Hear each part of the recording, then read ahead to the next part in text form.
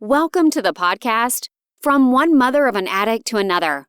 This is a space of sharing heartfelt personal experiences, insightful thoughts, and powerful suggestions, which can hopefully assist and offer strength navigating your journey alongside a loved one facing addiction and mental illness.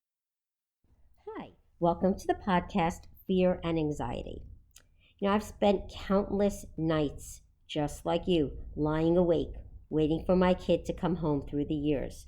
My mind racing with the worst scenarios ever. I always had fear. It was so tightly wrapped around my brain and every breath I took.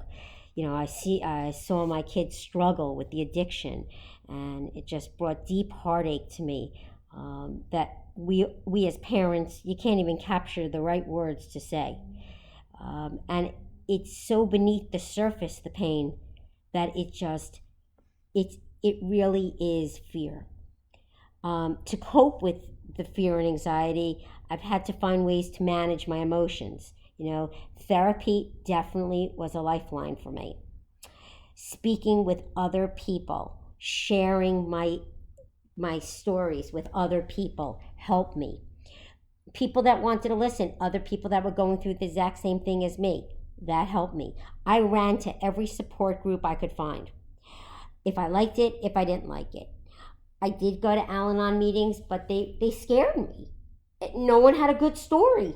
No one ever had a good outcome.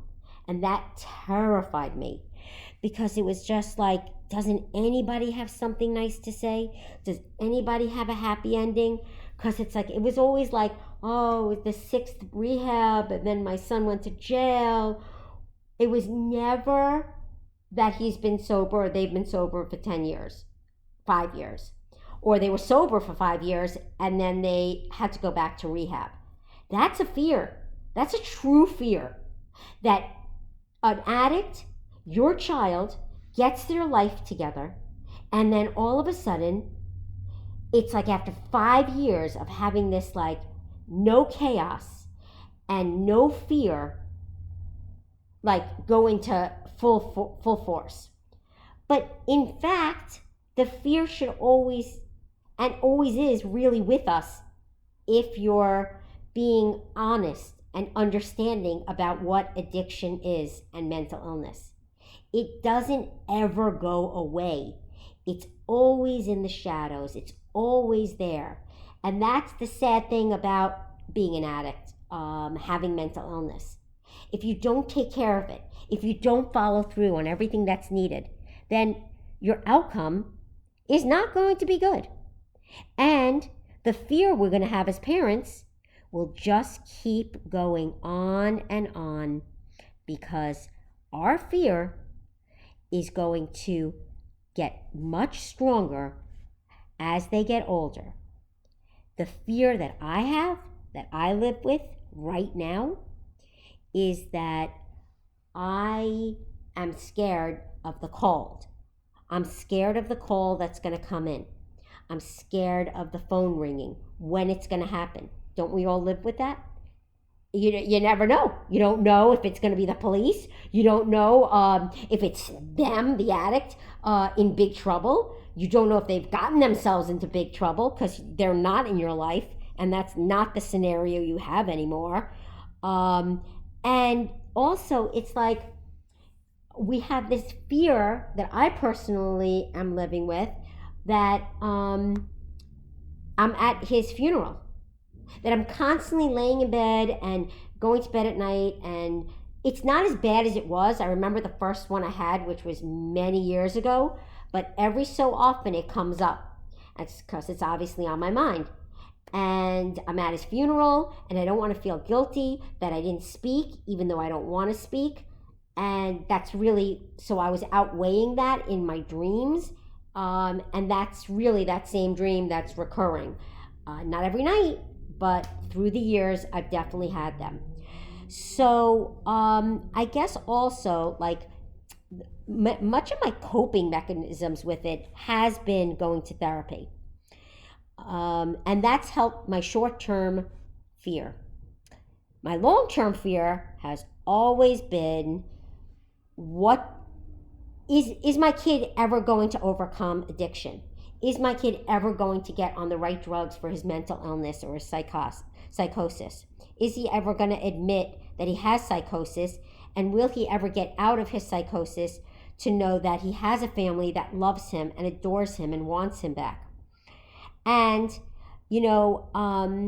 all these fears that influence how I act and the demands of, as me as a parent, preventing crisis. I did that through all these years, trying to prevent the crisis, because that's what I feared. So if I could control it, I could control the fear, when in fact I couldn't control it, and it wasn't healthy for me.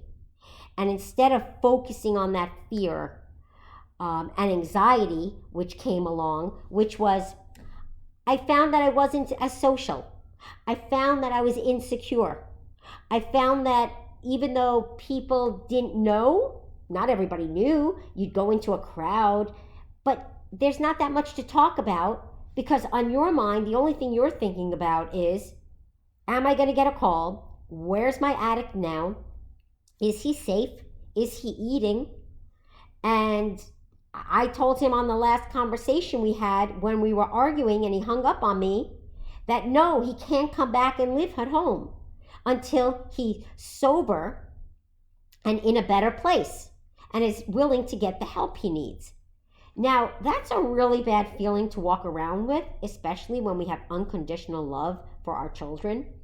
So one of the things that I guess we fear the most is losing our kid, losing them emotionally, losing them physically, when in fact we've lost them for so long. We've been living this way. If you haven't been enabling, if you've been setting boundaries. But if not, then you can't have that fear, because you know where your kid is.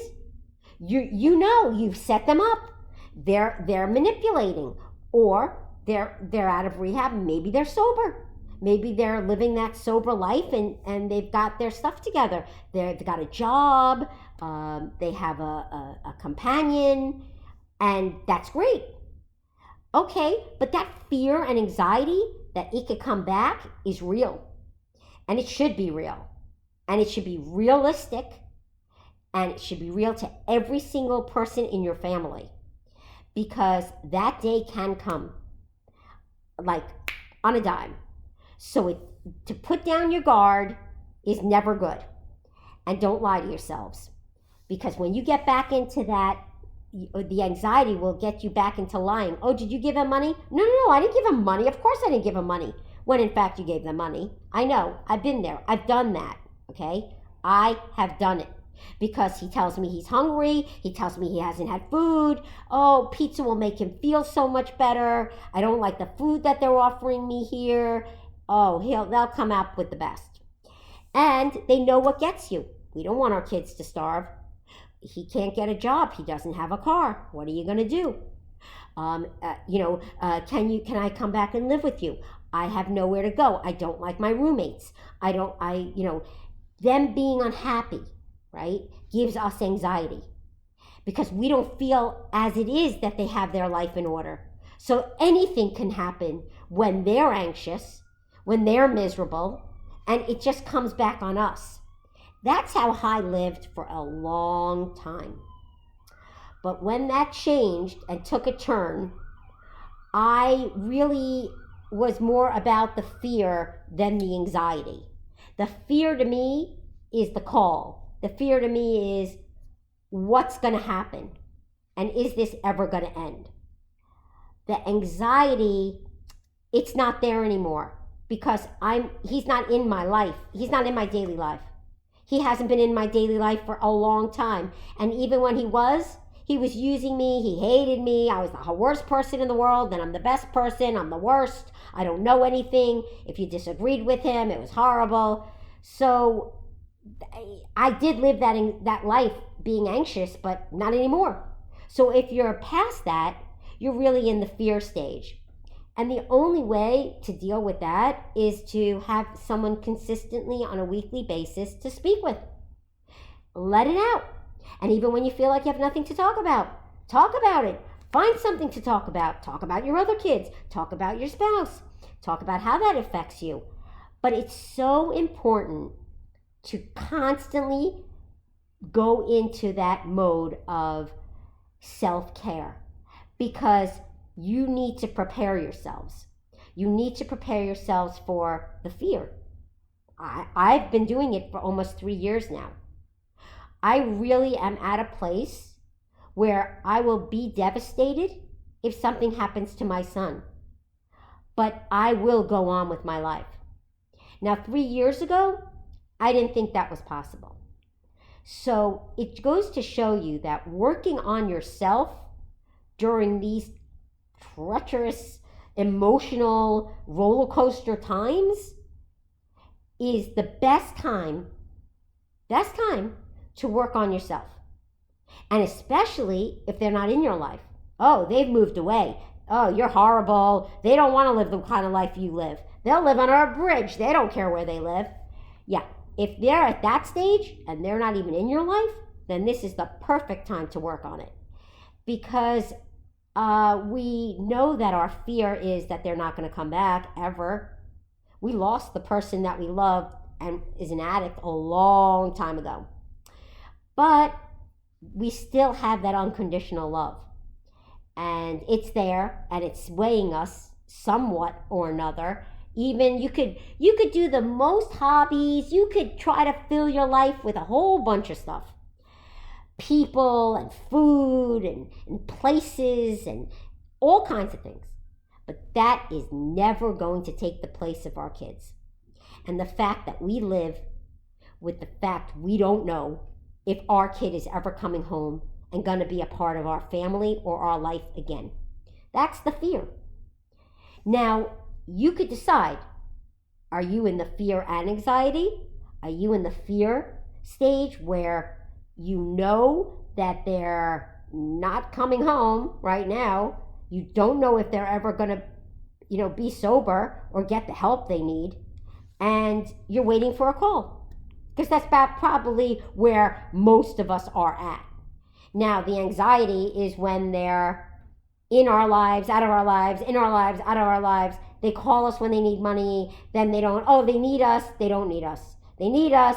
We hear from them. They don't need us. We don't hear from them. So it's the back and forth and the weighing on your shoulders, and you didn't get any help for yourself, and you don't need it, and then you need it. You need the help. You don't need the help. That is the problem. Stick with speaking with someone. Doesn't matter if it's a life coach. It doesn't matter if it's a friend that's willing to do it. It doesn't matter if it's a therapist. You need to speak with someone. And it shouldn't be your friends. And it shouldn't be a family member. It really should be someone outside of the family. So you could feel comfortable enough to just lay it out. Because you don't want them to feel bad. You don't want to bring it up to them. You're bringing them into your sorrow. Why bring them down? Because most of the time, whoever that main person is in that home that everyone depends on is typically where all that anxiety and fear is. And everybody knows it, so it releases some of their anxiety and fear. But if that's not known and it's not there and present, then that's a whole other story. Then everyone's basically holding on to their own. And I'm not saying it's fair that everybody looks to one person in the family to hold on to that fear and anxiety, but it's what it is. And it's usually the strongest person in the household, the one that would be able to set the boundaries, the one that will know what to do when the time comes, be it that you get the call, that they are willing to get help. Maybe that call will come. Maybe it's the call from jail. Maybe it's the call from the hospital. It could be numerous. But at the end of the day, you need to get help so you're prepared. And I'm going to leave you with this. My therapist asked me 2.5 years ago, if my son called me or stopped by to speak with me, what would I say? How would I react? How would I feel? What would I do? I could not answer that for a second. I mean, that was so overwhelming, I didn't even think about it. I didn't want to think about it. But then, as time went on, I thought about it. And I said to myself, I know exactly what I would say. And that's something that you should think about as well. And here's what I would say. I really am so happy you called. I've missed you. And it's a shame we've been apart for so many years. And your family has missed you. And I hope you're doing well. And then I would hear what they have to say. And then, thank you for calling, and I really appreciate it. It has really brightened up my day. Now, that is something you can say if you feel that way. In the past, when he has called in between not calling or not hearing from him at a month at a time, I would be angry. That's how I would be. I would be angry. I wasn't angry. I was sad. I was sad because he wasn't with me. I was sad because I lost my son. I was sad because I knew that this was so much greater than myself. But at the same time, I didn't know how to express myself. So I was expressing anger, and it was coming off across that way. And an addict does not want to hear anger. They don't want to have anyone tell them what to do. Anyone that doesn't agree with them, they're not interested in. So basically, that's where I leave you. That's my answer, and that's how I would do it. Just to let you know, you could go to my website, FromOneMother1.com. You could check out other services that are offered there, as well as a blog. And thank you for listening, and I hope you will continue listening. Thanks for tuning in.